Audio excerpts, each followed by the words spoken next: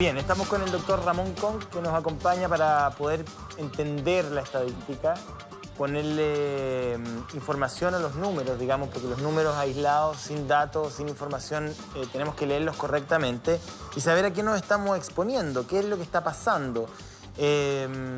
Primero, ¿estamos en un momento crítico de alerta o no? ¿Cómo le diría a usted los 9.454 casos diarios? Bien, buenos días. Hola. Buenos días a todos en sus casas. Doctor. Mira, lo primero es entender de que estamos, lógicamente, enfrentando nuevos pics y pics históricos. Esto ya abre la puerta de hablar, francamente, de una tercera oleada. Ya. Por lo tanto, ya no hay que ocultar el concepto, sino que hay que comenzar a utilizarlo, entendiendo las diferencias que tiene con las oleadas previas. Si nosotros vemos las cifras comparativas con abril, donde habían cifras similares, teníamos mucho más hospitalizados críticos y graves, y mucha gente confía en que esto es porque está más leve, pero resulta de que nosotros vamos a ver recién en 10 días más qué sucede con los pacientes críticos y graves porque demoran luego del pico en llegar al hospital. Ahora, muchos dicen la Omicron es un agente viral que provoca una infección de las vías respiratorias superiores y se acerca más al resfrío que a la neumonía, por ejemplo. ¿Eso es así? Eso se ha visto de que los síntomas parecen ser más leves, pero que las consecuencias son las mismas que el COVID previo, en términos, por ejemplo, del long COVID, que es que tú sigues con síntomas hasta por 9 meses, incluso peores que al principio. Fatiga, respiración corta, dificultad para respirar puede durar de 6 hasta 9 meses, por la variante Omicron, aunque te haya tomado asintomático en un comienzo. Por lo tanto, la sintomatología pura y dura puede ser que parezca más leve, pero también hay otro punto importante, que son los pacientes pediátricos. Y en los pacientes pediátricos los está tomando con fuerza, se están hospitalizando más, están utilizando soporte ventilatorio porque tenemos hoy día vacuna a partir de los 3 años, entiendo, ¿no? O sea, hay todavía un segmento de la población bajo los 3 años que es tremendamente vulnerable a la infección. Precisamente, son vulnerables, se contagian más, pero el estudio que salió el 14 de enero en British Medical Journal, de los británicos, demuestra de que en los menores de 1 año se hospitalizan más, pero no los afecta tan fuerte en términos de soporte ventilatorio UCI, lo cual es una buena noticia para los más chiquititos. Pero entre los 3 y los 5 años y hacia arriba, los que no se vacunan, tienen significativamente menos herramientas para enfrentarse al virus y lógicamente pierden posibilidades de andar mejor en la enfermedad. Por lo tanto, negarle la vacuna hoy día a los niños que tienen gratuitamente la vacuna sería quitarles posibilidades de que anden mejor. Exacto. Hay una proyección de Juan Carlos Said, que también se ha dedicado a este tema, tiene una trayectoria importante en materia estadística e infecciosa. El equipo del doctor Canals proyecta 43.000 contagios diarios para 2 semanas más. Eso está muy por sobre incluso lo que reconocía el gobierno, que llegaba a los 15.000. Preocupa, Chile no está inmune a que el sistema hospitalario se sature a pesar del gran porcentaje de personas vacunadas. Pequeña fracción de hospitalizados en números tan grandes de contagios puede ser un gran problema. Eso es muy preciso. El asunto está en que si tú tienes pocos, o la Omicron enferma gravemente a un porcentaje más chiquitito, es una buena noticia, pero si ese porcentaje chiquitito lo multiplicas por mucha gente contagiada, finalmente se transforma en mucha gente la que va a entrar nuevamente a la UCI. Ahora, yo la semana pasada citaba en el programa, no tengo los números ahora aquí, pero miraba la estadística y el comportamiento de la influenza en Estados Unidos en 1 año. Y estaba además en perspectiva, desde el año 2010 al 2020, y uno veía cifras con muertes importantes, con ciclos de infección importantes, con volumen de pacientes, con hospitalizados también.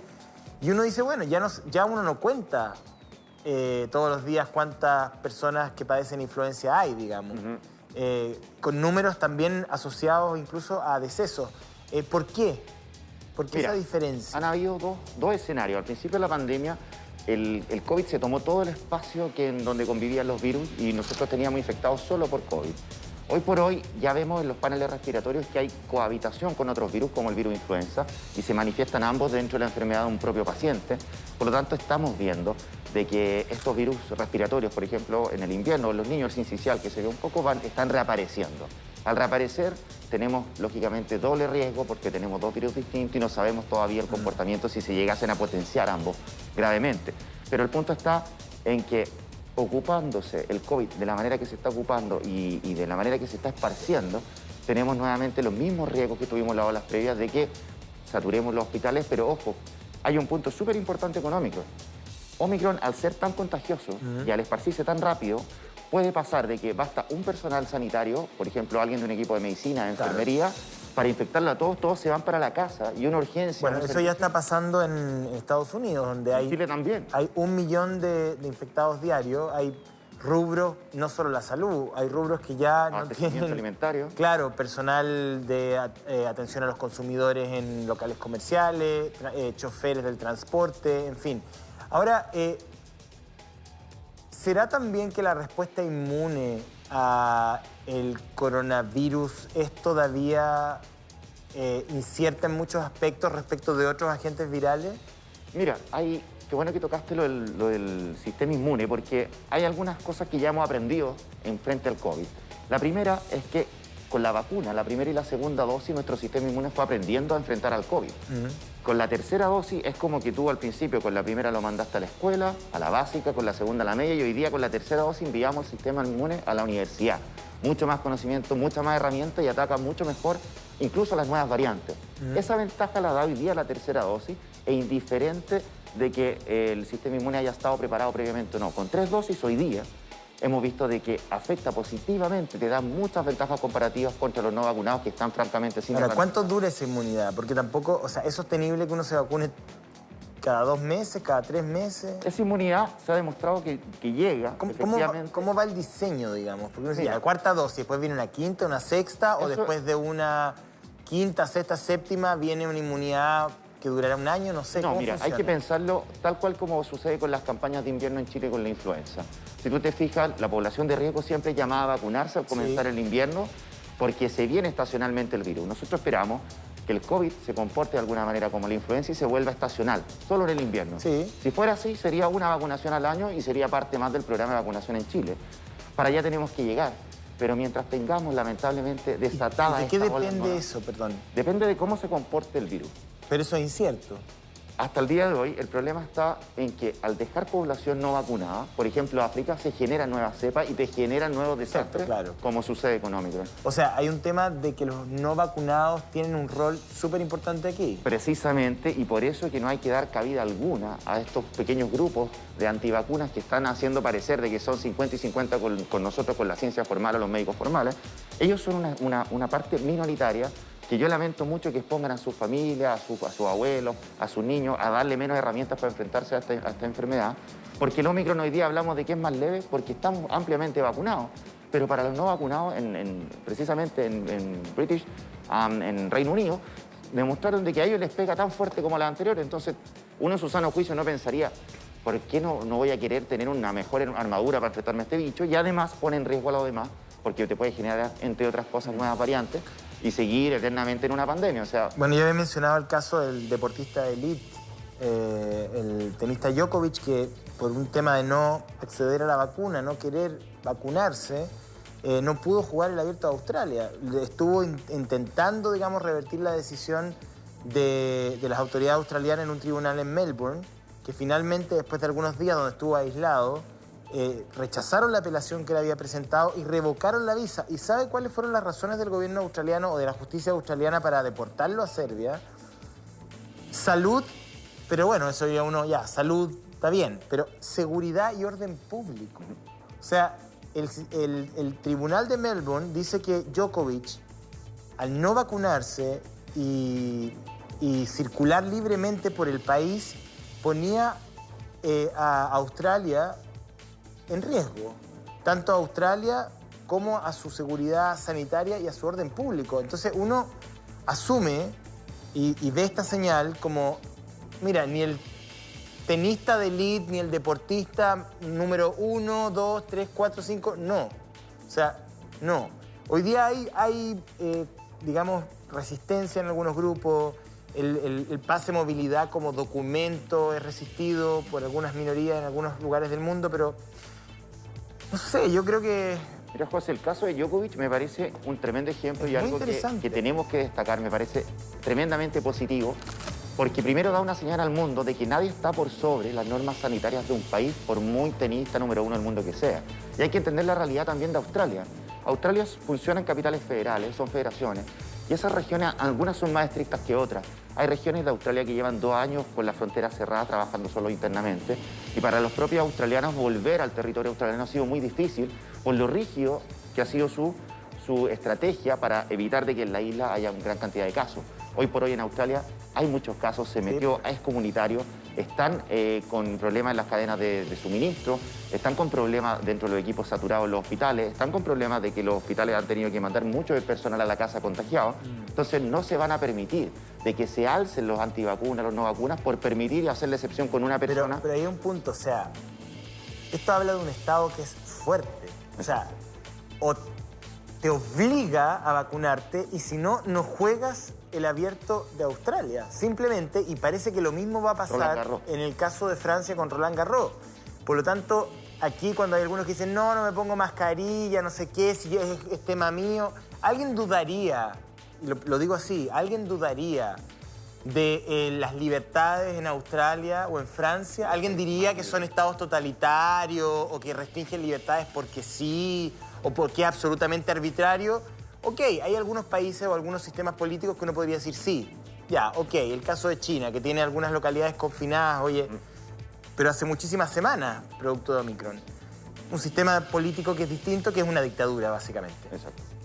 ¿Pero alguien podría cuestionar a la democracia australiana? No.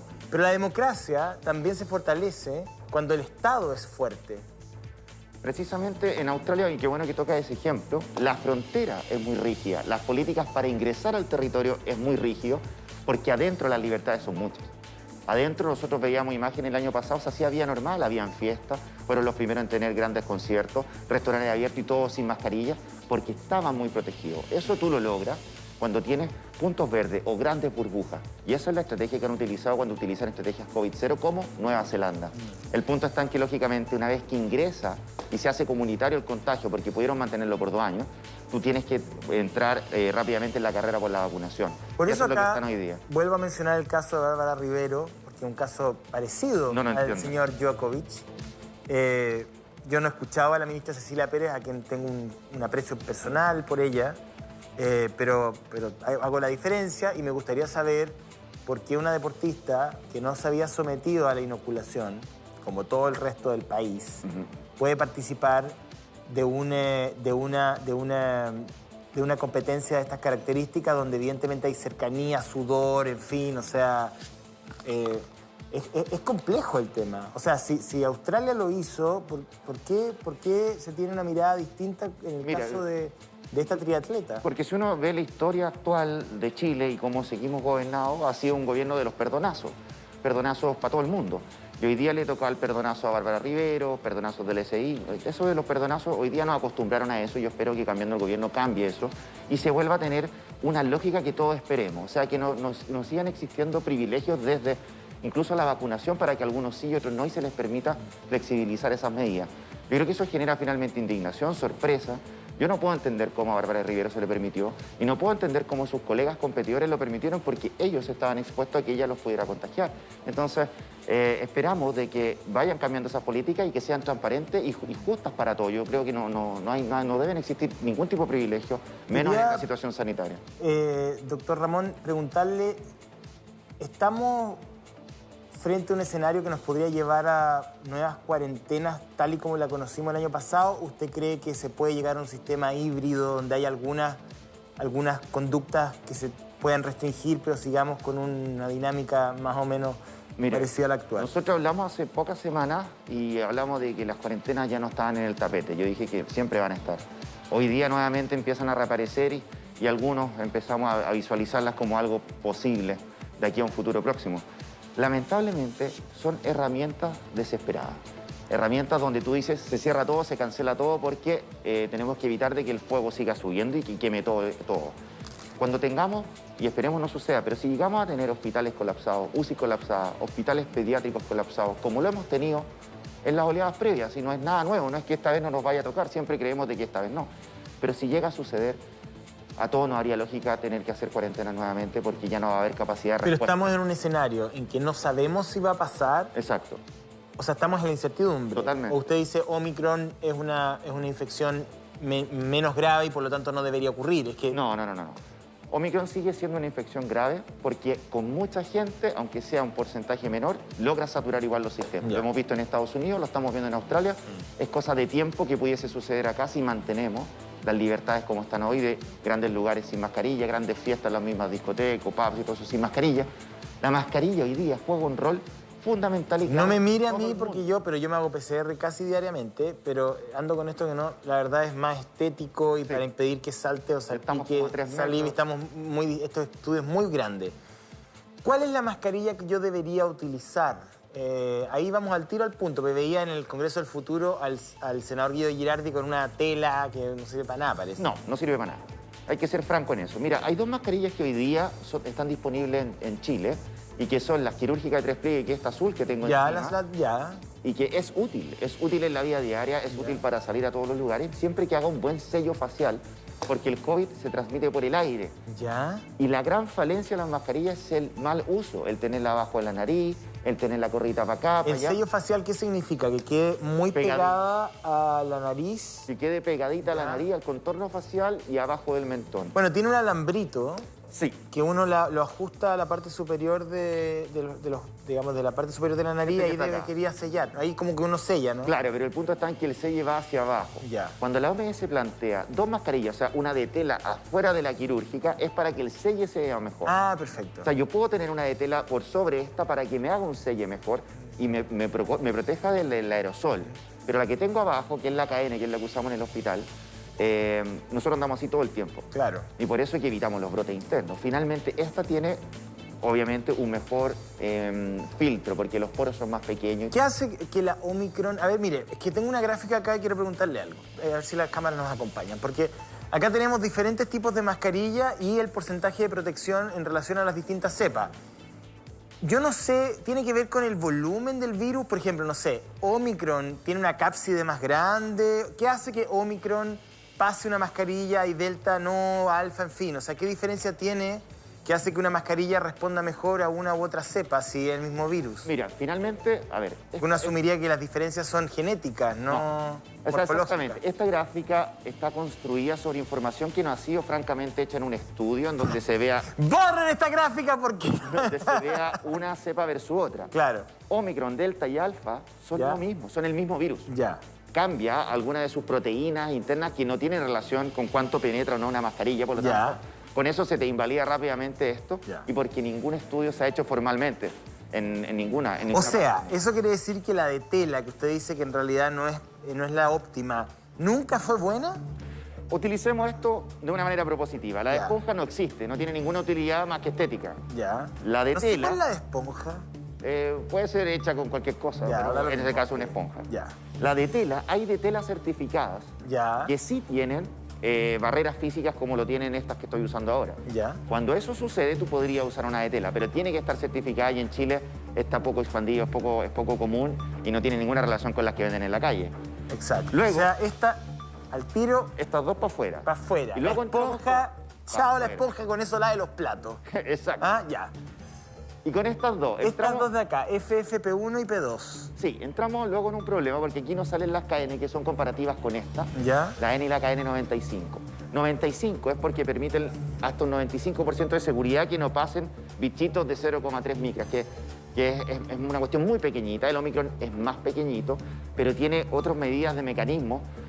Por ejemplo, por allá de los electrodos para dejarlo atrapado. Si puede sacarse la primera, porque yo quiero que la gente vea bien a la cual hacemos referencia.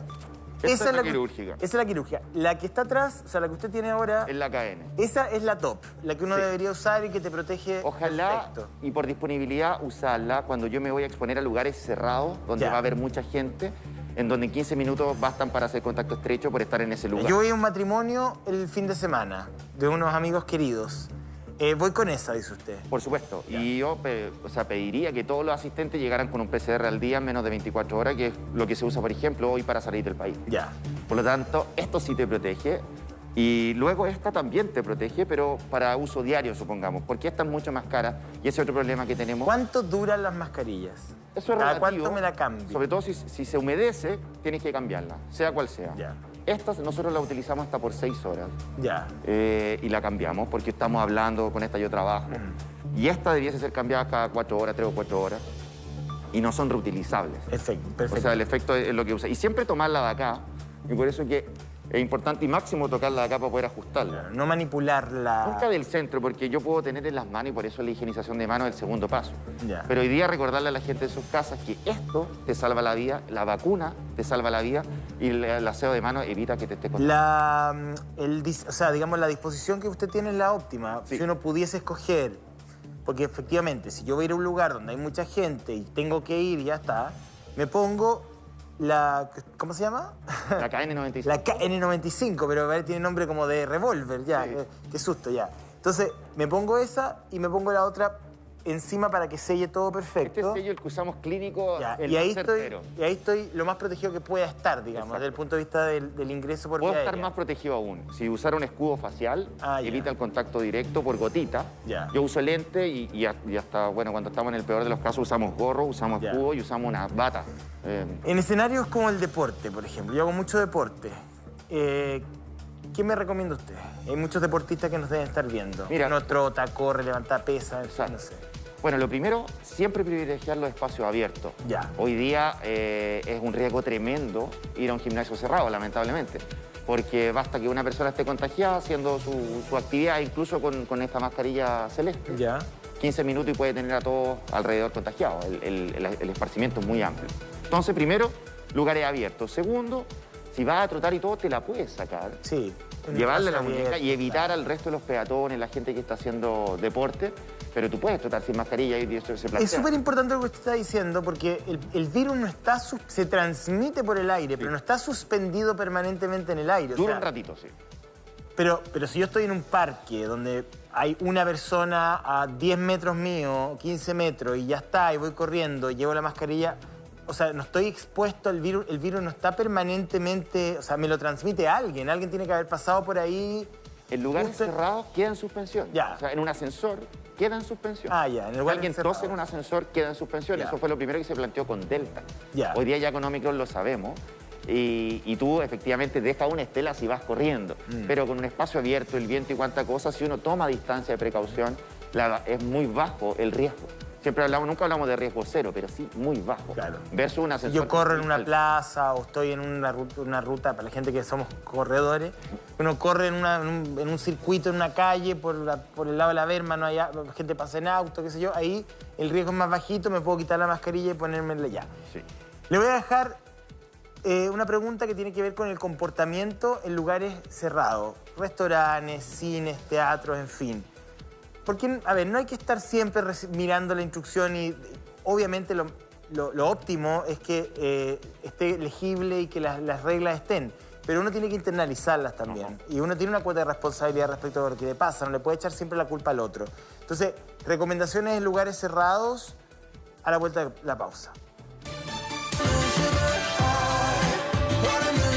Ese sueño de tener un verano sin pensar todo el día en la pandemia parece cada vez más lejano. Otra vez el COVID amenaza con arruinar las esperadas vacaciones. La semana pasada sobrepasamos la barrera de los 8.000 casos diarios, la cifra más alta desde junio. Y tal parece que los contagios seguirán aumentando. Pero quiero ser muy franco, este número va a aumentar.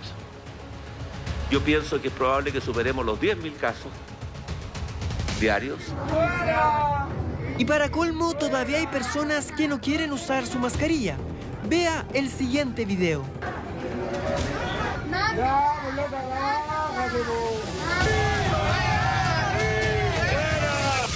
Un informe de la Escuela de Salud Pública de la Universidad de Chile establece que si las alzas de contagios continúan, podríamos llegar a los 15.500 casos en las próximas semanas.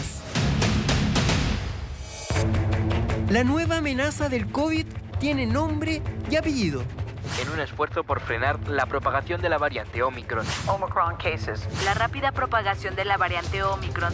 Omicron variant. Estamos frente al virus más contagioso o a uno de los virus más contagiosos del último tiempo. Esta variante es mucho más contagioso, por ejemplo, que Delta, un 60% más. El veloz avance de la variante Omicron tiene al mundo en alerta. Tanto así que la OMS calcula que la mitad de Europa se contagiará de Omicron en las próximas semanas. ¿Para qué hablar de Estados Unidos, cuyas cifras de contagio son las más altas desde el inicio de la pandemia? Veo muy poco cuidado de la gente últimamente, siendo una variante incluso 1000 veces más contagiosa. En otros países ya han confinado a la población. Han aumentado los casos en estas últimas 2 semanas porque se introdujo en Chile la variante Omicron y ya hay transmisión comunitaria y se supone que al día de hoy entre un 50 y un 70% de los casos que están ocurriendo son por la variante nueva Omicron.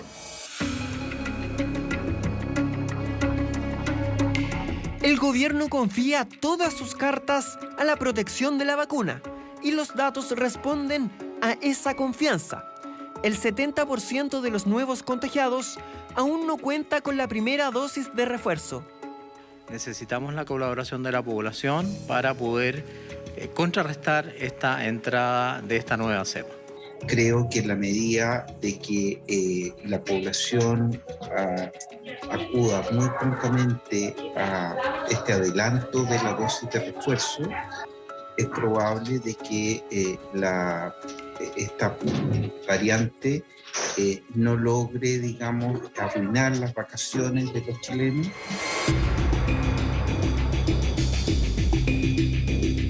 El panorama a futuro no es nada alentador. Pucón, Zapallar y Algarrobo ya retrocedieron a fase de preparación y otras comunas como El Quisco, El Tabo y Cartagena hicieron lo mismo este sábado. ¿Será posible controlar el aforo de las playas? ¿Qué pasará de aquí a febrero? ¿Estaremos a tiempo de salvar las vacaciones?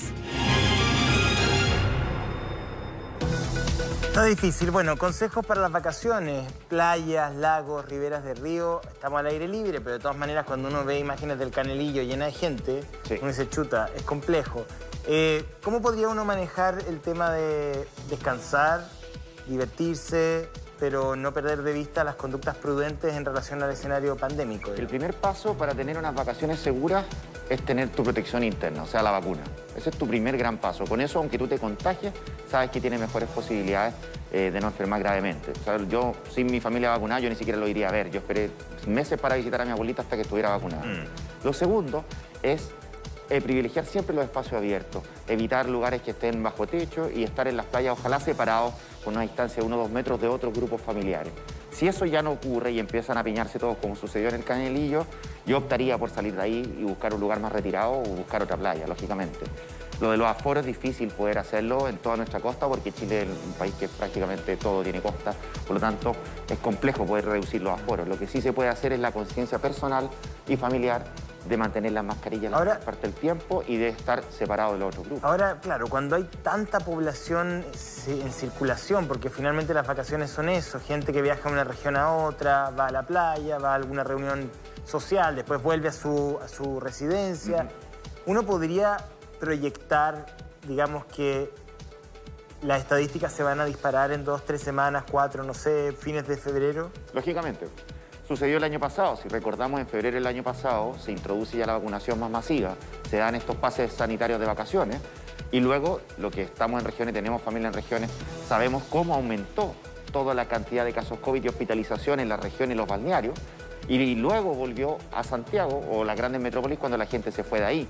Y recordemos de que los lugares, las regiones, por ejemplo la quinta región, tiene una capacidad mucho menor, y todas las regiones en realidad tienen una capacidad mucho menor de recursos hospitalarios que la metropolitana. Hoy día el gran riesgo está, según lo que entiendo, doctor, y lo conversábamos en comerciales, es que, bueno, evidentemente puede haber una avalancha de pacientes, que ojalá no pase, pero puede ser. Pero por otro lado, y una tendencia cierta respecto a lo que ha ocurrido en otros países, es que esta variante se transmite tan rápido que puedas tú tener toda la infraestructura crítica para atender a los pacientes, pero no tengas el capital humano porque todo el personal de salud presenta, digamos, la infección o ha sido contacto estrecho. Ese es el punto. Tú puedes disminuir la capacidad de atención de un hospital por muchos pacientes o por menos funcionarios. Claro. Y el riesgo de la Omicron es esa, de que se nos contagien muchos equipos de salud y tengamos que funcionar a menor capacidad el resto del hospital, y como se está viendo hoy día en Estados Unidos y Australia.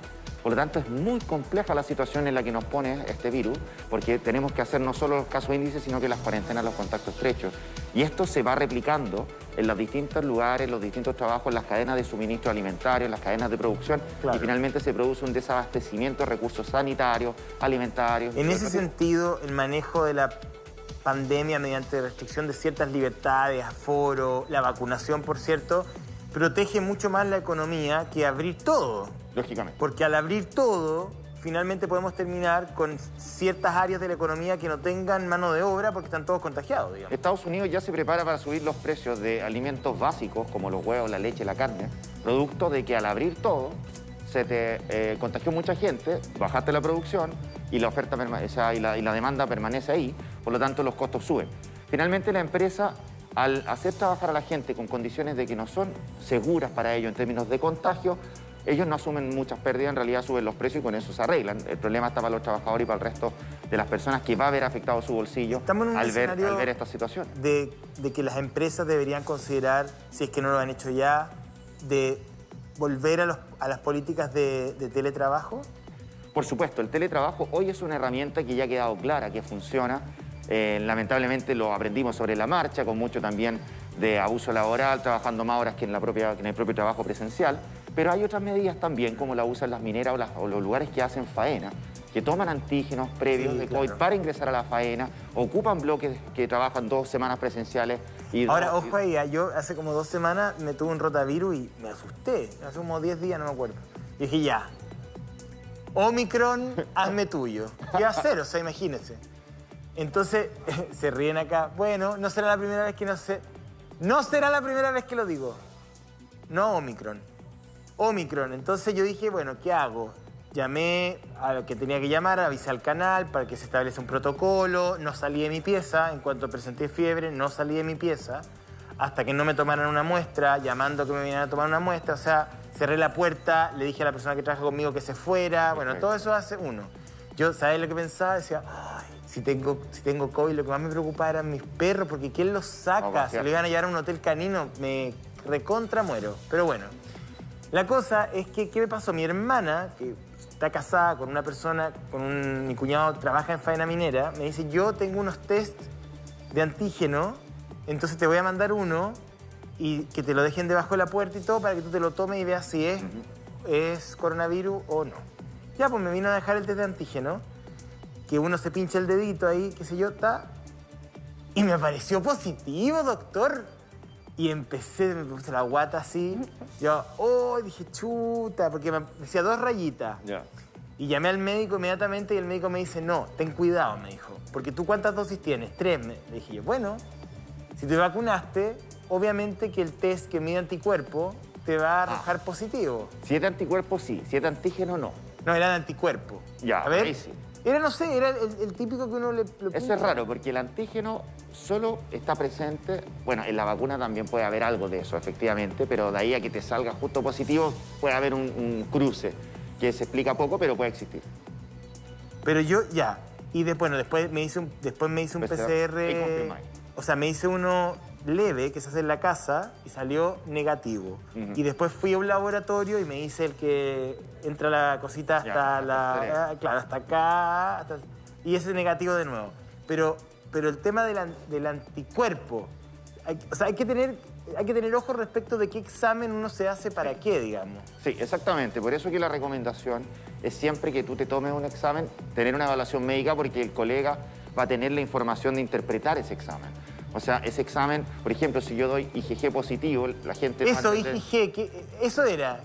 Eso, la gente no va a entender qué significa esto. Significa de que yo tengo inmunidad activa permanente en el tiempo. Bueno, que mira, me siento un estúpido, porque a mí me salió eso, IgG positivo. Chuta, yo dije, llamé a la Alvarito Suárez, llamé a la señora Alice, le dije, señora Alice, prende una velita, le dije, porque tengo... Y después caché, porque me dijo el doctor, me dijo, tú tienes inmunidad. Entonces, obviamente te va a parecer positivo. No es concluyente, este examen no te sirve de nada. Precisamente. Por eso la recomendación, si usted se va a hacer un examen en la casa, sea cual sea, de antígeno, anticuerpo, PCR, luego consulte a su médico con el resultado para que le dé la interpretación, lo inscriba en Epivigilia si es necesario, le dé la licencia si es necesaria, todas esas cosas. Contactos estrechos, súper importante. Mira, bueno, aquí tenemos una declaración del doctor Ugarte, dice se viene un tsunami más que una ola. Ya más o menos lo hemos conversado respecto al volumen de contagiados y lo que eso podría significar en la atención de urgencia. Pero quería preguntarle, contactos estrechos. Se estaba hablando de reducir... Sí. ¿Por qué de reducir de 7 a 5 días el aislamiento? ¿Qué se considera contacto estrecho? ¿Qué no? ¿Cómo aviso yo? ¿Cómo sé? Es complejo porque estas denominaciones han cambiado mucho. Nosotros partimos con los contactos estrechos 14 días aislados cuando no teníamos vacuna, no teníamos mayor información. Bajamos a 11 para que fuera una licencia legal en Chile que te cubra todos los días. Luego bajamos a 10 y hoy día se está planteando 5. Sí, 5, sí. Eso se va reduciendo porque se ve que en los 5 primeros días es cuando la mayor parte de la población presenta síntomas. Por lo tanto, se esperan esos días y luego otros países lo que hacen es enviarte al trabajo con una KN como la que tengo yo, pero también se vio que generaban brotes posteriores en los lugares de trabajo. Entonces, es un riesgo que evalúa la operatividad de mantener un país produciendo, que obviamente es muy necesario, versus el contagiar más gente y que tenga que salir de función. Por lo tanto, eso se está evaluando hoy día y también cambiar e incluir a los que usan mascarilla en lugares cerrados, incluso con o sin mascarillas por menos tiempo, también incluirlos como contacto estrecho porque como es ahora aérea, al principio no lo sabíamos, pero ahora que tenemos certeza. Ya, y si yo soy contacto estrecho, me llama mi primo, me llama el dentista, me llama una tía que está positiva. ¿Qué hago yo? ¿Me hago un PCR inmediatamente? No. ¿Me quedo en la casa esperando 5 días? ¿Le aviso a quién? Mira, si uno sale o resulta contacto estrecho, se va a contactar contigo la Seremi. Primero, porque el caso índice, o sea, quien tiene los síntomas o dio PCR positivo, tiene que avisar e informar. Eso se sube a Epivigilia y la Seremi se hace cargo de ese paciente. Eso ha andado muy bien. Llaman y cuánta cosa. Es el TTA, el testeo de trazabilidad y aislamiento. El contacto estrecho tiene que permanecer tranquilo y aislado, sin tomarse ningún tipo de examen, porque al haber sido contacto, si sale negativo, va a sentir de que él no tiene COVID. Entonces, ¿por qué me voy a quedar aislado? Voy a salir. Pero puede desarrollar síntomas hasta en 11 días, hoy día reducido hasta 5, o sea, mínimo 5 días completamente guardados, siempre que la autoridad no te diga lo contrario. Ya, perfecto. Doctor, nos ha quedado súper claro en la medida de lo posible. A ver si seguimos conversando de este tema dentro de los próximos días, porque lamentablemente esto no se acaba. Ahora, efectivamente, estamos en una etapa que podría ser el principio del fin, lo hablábamos también, pero no menos peligrosa, digamos. Exactamente. Así que eso. ¿Alguna idea final? Bueno, recordarle a la gente en sus casas de que obviamente hoy día vemos que la pandemia continúa, tomar las medidas de precaución que hemos tomado hasta ahora nos mantienen aquí hoy día gozando de buena salud. La vacunación es la gran herramienta que tiene usted disponible en su casa y es gratuita. Si no la toma ya es su problema, pero lamentablemente lo que nosotros vemos en los hospitales es que quienes no se vacunaron quieren vacunarse ahí en el hospital y ya no tienen ningún uso. No, claro, además yo no me vacuno, desarrollo la enfermedad, llego al hospital y ocupo una cama que podría ocupar un paciente oncológico, un paciente cardíaco, alguien con un trastorno metabólico. Precisamente. Acompañarnos y aquí vamos a estar para seguir. Gracias. Encantado. Nos vamos a una pausa, estamos de